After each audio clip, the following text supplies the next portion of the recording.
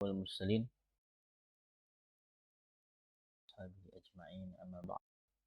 Ikhwani wa akhwati fillah, rahimani wa rahimakumullah. Allah, pada kesempatan kali ini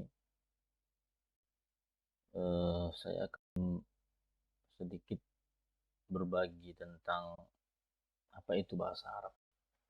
Karena sekarang lagi ramai masalah bahasa Arab dan ada yang sebagian berbicara negatif tentang bahasa Arab tersebut. Maka pada kesempatan kali ini kita ingin menyebutkan apa kata ulama tentang bahasa Arab tersebut. Mari kita simak bersama-sama. Di hadapan kita sekarang bagan yang akan kita bahas tentang apa kata ulama tentang bahasa Arab tersebut. Ada 9 ungkapan sebagian ulama-ulama kita tentang bahasa Arab yang insyaallah akan kita bahas satu persatu. Yang pertama adalah Umar menguatkan akal dan menambah kehormatan. Kita lihat ucapan Umar bin Khattab. Qala Umar bin Khattab radhiyallahu anhu, berkata sahabat Umar bin Khattab, Allah meridhoinya, tu'allimul arabiyyata, ajarkanlah bahasa Arab, fa innaha tusbitul aqla, karena dia itu akan mengokohkan akal, wa tuzidu fil muru'ati, dan akan menambah kehormatan atau kewibawaan. Qala radhiyallahu anhu, dan beliau radhiyallahu anhu juga berkata, tu'allimun nahwa, ajarkanlah ilmu nahwu, kama tu'allimuna as-sunana wal fara'idha, sebagaimana kalian itu mengajarkan sunnah-sunnah dan kewajiban-kewajiban. Wa qala aydan, dan beliau juga berkata, tu'allimu i'rab al-Qur'ani, ajarkanlah i'rab al-Qur'an, kama tu'allimuna hifdhahu, sebagaimana kalian itu mengajarkan cara menghafalkan Al-Qur'an tersebut. Nah, yang kedua adalah ucapan Ibnu Umar. Beliau itu memukul anaknya jika anak itu salah dalam nahwu. Nah, yang kedua ini adalah ucapan dari Ibnu Umar. Beliau adalah anak dari Umar bin Khattab. Aidun minal atharil walidatih. Dan diantara juga riwayat yang datang di dzalika tentang bahasa Arab, anna Abdullah bin Umar, bahwasanya Abdullah bin Umar radhiyallahu anhu, semoga Allah meridhai keduanya, kana yadribu waladahu, beliau itu memukul anaknya, alal lahni ay al khata, atas lahan, yaitu khata, kesalahan, bin nahwi, di dalam masalah nahwu.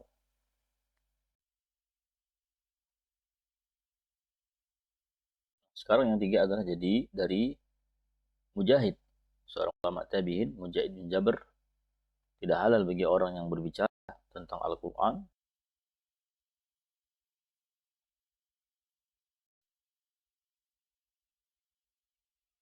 waqala Mujahid bin Jabr, berkata Mujahid bin Jabr, la yahillu li ahadin, tidak halal bagi seseorang, yu'minu billahi wal yaumil akhir, yang dia beriman kepada Allah dan hari akhir, ayatakallama, untuk berbicara, fi kitabillahi, di dalam kitab Allah Subhanahu wa taala, idza lam yakun aliman, apabila dia itu bukan seorang yang alim, bilughatil arabi, tentang bahasa Arab. Kemudian yang keempat, ucapan dari Ayyub As-Sikhtiyani, belajarlah.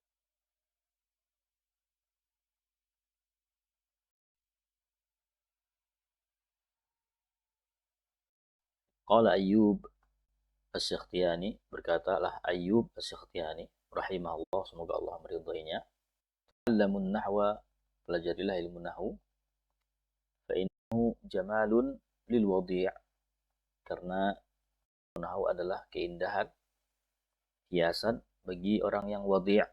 Al-wadi' huwa alladhi la syarafa lahu bainan nasi. Al-wadi' adalah orang yang tidak punya kemuliaan, tidak punya kedudukan, tidak punya nama, dan yang semisalnya. Bainan nas, di antara manusia. Qala, Ayub juga berkata, wa tarkuhu hajnatun lisyarif. Meninggalkan ilmu nahu adalah kehinaan atau kerusakan atau keburukan atau aib bagi orang-orang yang mulia. Keempat adalah ucapan dari Imam Asy-Syafi'i. Bahasa Arab itu terbuka jalan kepada semua ilmu. Qala al-Imam Asy-Syafi'i, dan berkatalah Imam Asy-Syafi'i rahimahullah, ala kulli muslimin, wajib atas setiap muslim, ayata'allama, untuk belajar, min lisanil arabi, dari bahasa Arab, lisannya Arab, ma balaghahu juhduhu, sekuat kemampuan yang bisa dia lakukan, itu semaksimal mungkin, hatta yashhada bihi alla ilaha illallah, sampai dia bersaksi dengannya tiada ilah yang berhak diibadahi kecuali Allah, wa anna Muhammadan abduhu wa rasuluh, bahwasanya Nabi Muhammad adalah hambanya dan rasulnya, wa yatluwa bihi kitab Allah, dan dia membaca dengan bahasa Arab kitab Allah, Quran, wa yantiqa bidzikri fima ufturidu alaihi, dan dia itu mengucapkan zikir-zikir dalam hal-hal yang diwajibkan atas dirinya, minat takbir, dari takbir, wa umira bihi minat tasbih, dan apa yang diperintahkan kepadanya dari tasbih, wa tasyahud, wa ghairi dzalik, tasyahud, dan selain itu, semuanya itu diucapkan dengan bahasa Arab. Jadi maksud beliau adalah bahasa Arab itu kita perlu untuk semaksimal mungkin belajar, karena bahasa Arab itu akan kita pakai untuk bersyahadat asyhadu alla ilaha illallah asyhadu anna muhammadar rasulullah. Kemudian kita itu membaca Al-Quran dengan bahasa Arab, berzikir juga dengan bahasa Arab, bertakbir, bertasbih, bertasyahud, semuanya adalah dengan bahasa Arab. Wa qala al-Imam Syafi'i aidan, berkata juga Imam Syafi'i, man tabahhara, ini ucapan yang indah, betul-betul indah. Man tabahhara, barang siapa yang tabahhar. Tabahhar itu mengetahui dengan luas. Tabahhar itu kan laut, mengetahui dengan luas. Fin nahwi, dalam ilmu nahwu, dia ila jami'il ulum, maka dia akan ditunjukkan kepada seluruh ilmu. Dia akan dibukakan kepada seluruh ilmu. Jadi kuncinya ilmu itu adalah ilmu nahwu. Sebagaimana kita ketahui bahasa Arab itu akan Al-Quran itu berbahasa Arab, Sunnah Nabi juga berbahasa Arab, kitab-kitab para ulama juga berbahasa Arab. Makanya orang yang bisa bahasa Arab, kalau niatnya lurus, ikhlas, insya Allah dia akan bisa mempelajari ilmu-ilmu Allah Subhanahu Wa Taala, dan semuanya itu berbahasa Arab. Kemudian yang setelahnya adalah, yang ini adalah ucapan yang ke-6 dari ulama-ulama terdahulu, yaitu Ibnu Khaldun. Dengannya bisa dipahami maksud sebuah ucapan. Ini dia. Wa qala Ibnu Khaldun rahimahullah, berkata Ibnu Khaldun rahimahullah, ilmu nahwi, ilmu nahwu huwa al-ilmul ahammul muqaddamu, adalah ilmu yang paling penting, yang paling utama, al-muqaddam, yang paling terdepan, min ulumil lughati, dari ilmu bahasa. Itu dari banyak berbagai macam cabang ilmu dari bahasa, maka ilmu nahwu ini adalah yang paling utama untuk dipelajari. Karena bihi, dengan nahwu tersebut, tatabayyanu usulul maqasid, menjadi jelaslah usul-usul yang diinginkan, fid dalalati, di dalam dalil-dalil yang ada, yaitu kemana arah dalil tersebut, apa makna dari dalil tersebut. Langkah awalnya harus memahami ilmu nahwu tersebut. Fa yu'rafal fa'ilu minal maf'ul, dengannya dikenallah fa'il mana maf'ul, mana pelaku dan mana objeknya. Wal mubtada minal khobar, dan mana mubtada dari khobar. Walaulahu, Ingat, ini ucapan yang bagus sekali. Walaulahu, kalaulah bukan karena ilmu nahu, la juhila aslul ifadati, maka tidaklah diketahui aslul ifadah, cara mengambil faedah dari dalil-dalil yang ada. Jadi maksud beliau adalah ilmu nahu ini akan membuka jalan kita untuk memahami dalil-dalil dari Al-Quran dan Sunnah.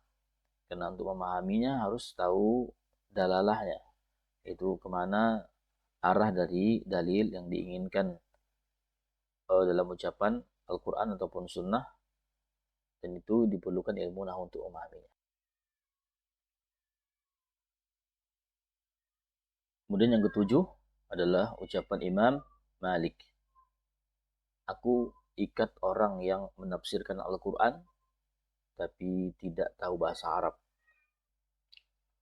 Qala Malik bin Anas, berkata Imam Malik bin Anas, la utiya birajulin, tidaklah didatangkan seorang laki-laki, yufassiru kitab Allah, yang dia itu menafsirkan Al-Quran, kitab Allah, ghairu alimin bilughatil arabi, tetapi dia itu tidak tahu tentang bahasa Arab, illa, kecuali ja'altuhu nakalan, maka aku akan ikat beliau. Jadi orang tersebut akan diikat oleh Imam Malik karena menafsirkan kitab Allah tapi tidak tahu bahasa Arab. Kemudian yang kedelapan adalah ucapan dari Ibnu Hazm. Untuk paham makna kalam Allah harus pandai bahasa Arab. Qala Ibnu Hazm rahimahullah, berkata Ibnu Hazm rahimahullah, furida 'alal faqih, wajib atas faqih, orang yang ingin belajar fikih, ayakuna 'aliman, harus alim bilisanil Arab, dengan lisan Arab, bahasa Arab. Liyafhama 'anillahi 'azza wa jalla wa 'anin nabi sallallahu alaihi wasallam, untuk dia bisa memahami apa yang datang dari Allah, yaitu kitab Allah, dan apa yang datang dari Nabi sallallahu alaihi wasallam, yaitu sunnah-sunnah Rasul sallallahu alaihi wasallam. Wa yakunu 'aliman bin nahwi, dan wajib juga baginya untuk alim memahami ilmu nahwu. Yang ilmu nahwu tersebut alladzi bihi yafhamu ma'aniya kalamillah, yang dengan ilmu nahwu dia itu memahami makna-makna kalam Allah, allati yu'abbar anha, yang diungkapkan makna kalimat tersebut, ya makna kalam Allah itu diungkapkan dengan bahasa Arab, biikhtilafil harakati wa bina'il alfaz, dengan harokat yang berbeda-beda dan lafaz-lafaz yang berbeda-beda. Kalau orang tidak memahami ilmu nahwu, maka dia tidak akan bisa memahami makna-makna dari ungkapan, karena setiap harokat yang berbeda itu memiliki makna yang berbeda. Itu masyhur, dikenal dalam pembahasan ilmu nahwu.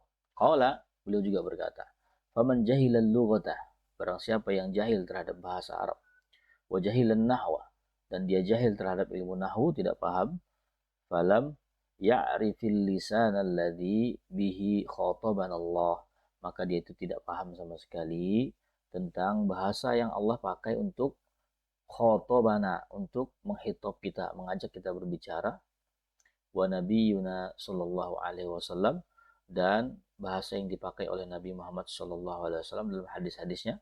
Kita diwajibkan untuk mempelajari Al-Quran, mempelajari sunnah Rasulullah SAW, mengamalkan Al-Quran dan sunnah. Nah, Al-Quran dan sunnah itu Allah ungkapkan dan Rasul ungkapkan dengan bahasa Arab. Kalau kita tidak paham bahasa Arab, maka kita tidak tahu apa yang diinginkan oleh Allah dan Rasulnya sallallahu alaihi wasallam. Wa man lam ya'rif dzalika, barang siapa yang tidak mengetahui hal tersebut, al-lisan, yaitu dzalikal lisan, bahasa tersebut yaitu bahasa Arab, lam yahilla lahul futya, maka tidak halal baginya untuk berfatwa fihi, di dalamnya, yaitu tentang Al-Quran dan tentang sunnah. Li'annahu yufti bima la yadri, karena dia berfatwa tentang apa yang dia tidak ketahui.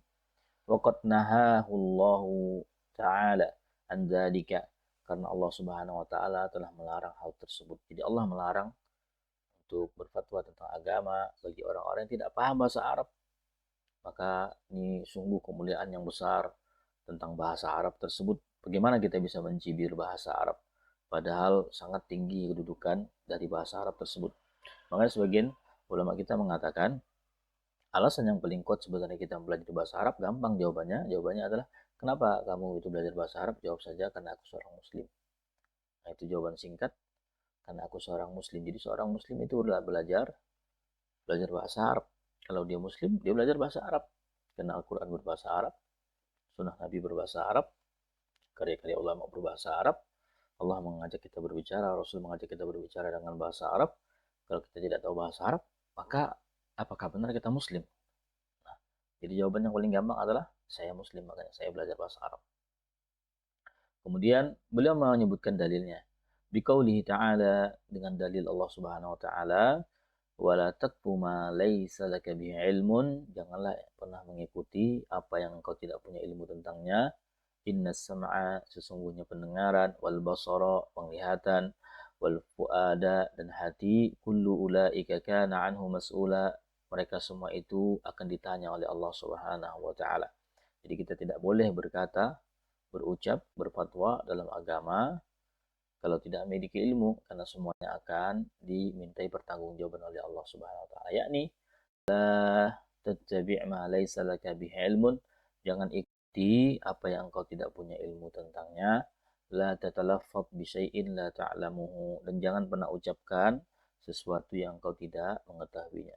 Allahu akbar, ini ucapan yang luar biasa dari Imam Ibnu Hazmin rahimahullahu taala. Kemudian yang terakhir adalah ucapan dari Ibnu Salah agar tidak salah dan mentahrif hadis. Mentahrif itu menyimpangkan mana hadis.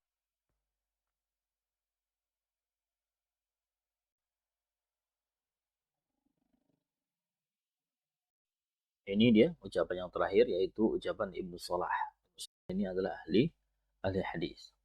Wa qala Ibnu Salah, berkatalah Ibnu Salah rahimahullah, semoga Allah meridainya, haqqun ala talibil hadis, wajib bagi penuntut ilmu hadis, ayata'allama minan nahwi, untuk belajar dari ilmu nahwu, wal lughati ma yatakhallasu bihi min sinil lahan, dan belajar tentang bahasa, yaitu apa-apa yang bisa menyelamatkan dia dari sinil lahan, buruknya al-lahan, ay al-khata', yaitu kesalahan, wat tahrif, dan menyimpangkan makna dari hadis, wa ma'arradima, dan bagian-bagian dari keduanya.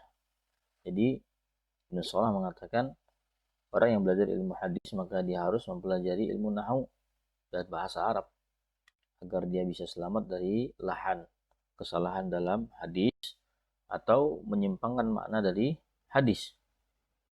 Inilah faedah dari belajar bahasa Arab. Karena bahasa Arab ini adalah bahasa yang digunakan oleh ulama kita untuk menjelaskan hadis, dan bahasa digunakan oleh Rasulullah SAW.